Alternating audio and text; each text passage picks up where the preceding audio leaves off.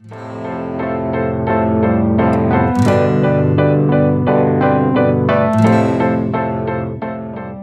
what's up YouTube? Pallav here, and I have the brand new OnePlus 3T with me today, and this is gonna be a full review. Already did an unboxing and showed you what's inside the box, and also we had a first look at this beautiful device.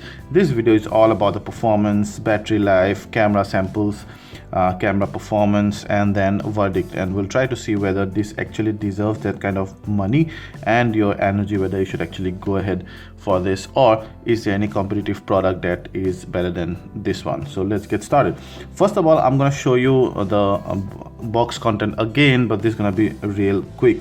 Number one, the model is A3003, and we have the gunmetal one. That's the only color in this model, I believe. We have the 64GB version, which cost about 30,000 Indian rupees.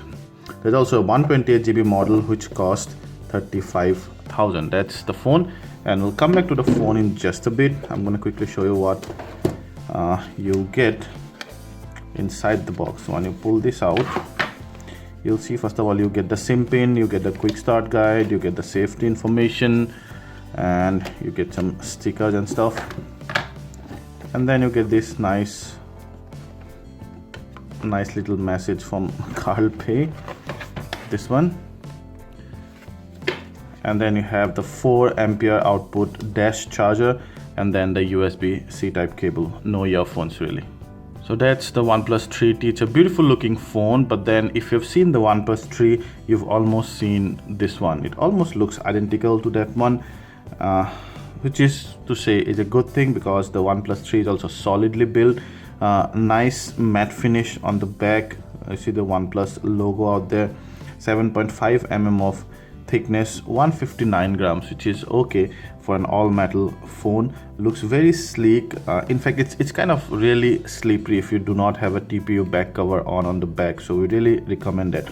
You have the 5.5-inch full HD screen. It comes by default with a screen guard, which is not exactly a glass, but I suggest you take a tempered glass. You apply a tempered glass as soon as you get this device. 16 MP front camera. That was a bump from the OnePlus 3. Bump up there is, but no flash here.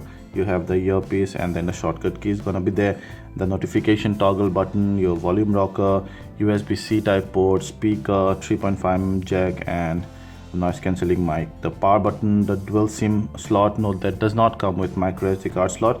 64GB or 128GB are all you get depending on which version you're buying. 16 MP back camera. It really comes out, it's like a strong bump, and then your LED flash. So overall the device looks very manageable and great, but without the cover on the back, it might keep on slipping on you. So that is the 5.5-inch full HD display, and OnePlus calls it Optic AMOLED. Absolutely crisp display, bright display, and we can just go here and we can check out one of our color cards, and then you'll see you can actually see the difference between the color palettes. Really cool. Maybe you cannot see the difference as much as I can, because I'm directly looking at the display and you're looking at it through my video camera, which kind of digitally processes it one more level. So even here it's really good, and you can see the viewing angle is awesome thanks to an LED screen. So overall, yeah, a great screen. Now talking about the user interface, this one comes with Oxygen OS, and it's based on Android Marshmallow. I don't know whether it'll get Nougat at all. There you see, we have the 64GB version, 6GB RAM. This also runs the updated Snapdragon 821 chipset. And some of the items on the settings, when we go to storage, you see that you will actually get about 53.49 GB of storage.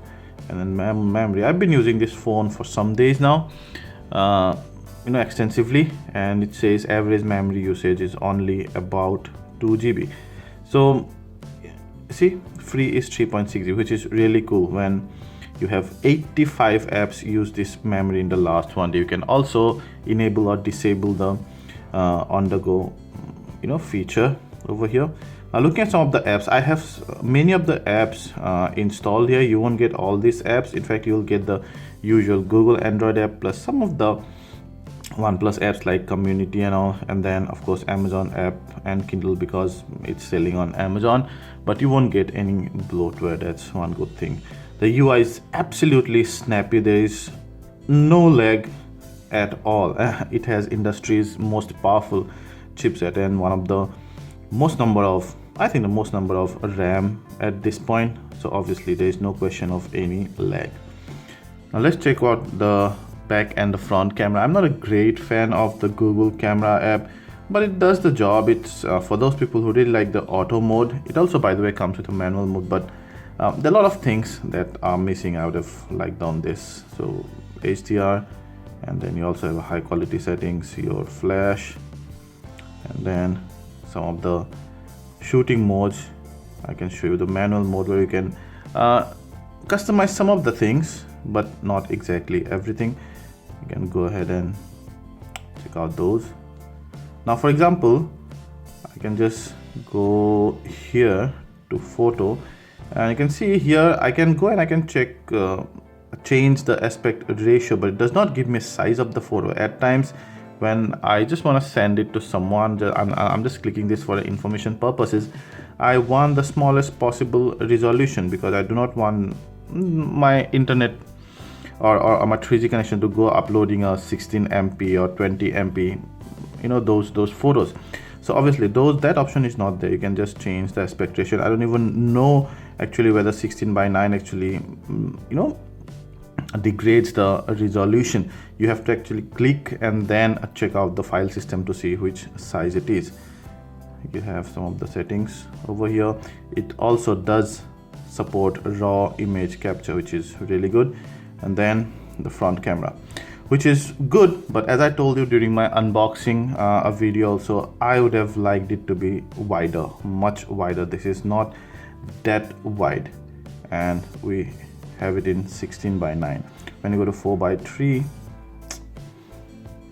this is one thing that probably could have been slightly better. Yeah. So we check the image and video quality. They are brilliant. The image shows great details under enough light. Even under low light, actually it could check the noise really well. It has optical image stabilization that works pretty well, and in fact the electronic image stabilization, which at the software level, that also works pretty decent over the on videos. You can check out our 4K video sample. It's very crisp, sharp, and not only at the center, even towards the sides, although not as sharp as the center, but still we saw pretty good sharpness and detail level on this overall sensor. The front camera is great, apart from the fact that it's not very wide. It's not as wide as some of those Samsung cameras and even maybe LG cameras where you could fit in a whole group. That's definitely not there. But having said that, the detail levels and the low light performance is almost similar to the rear camera. So one of the phones where you could practically use both the rear and the front camera equally well, won't give you any chance of complaining. So yeah, great camera.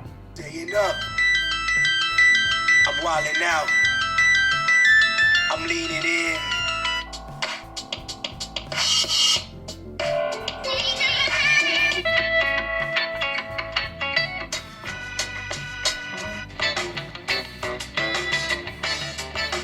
So first of all, there is adequate amount of bass, and the treble is well checked too. It's not very loud, mind you, because they are kind of they do not want the speakers to go out, go out at full force, because that kind of take a hit always, because the speakers are very small. They do not have much space to vibrate. That take a toll on the bass, so they're kind of checking the loudness to give you that adequate amount of bass.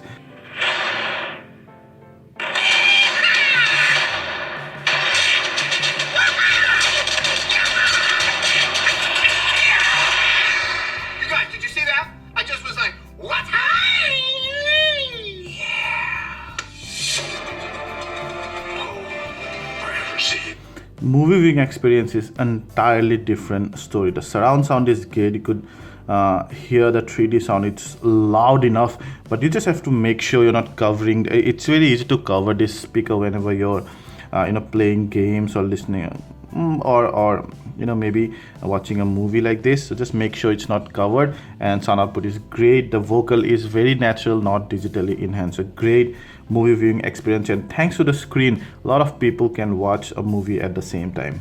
We did some benchmark testing, and this guy is a top performer. In Antutu, it's in the 3rd position, right after 7 Plus and 7, and definitely the most powerful Android device.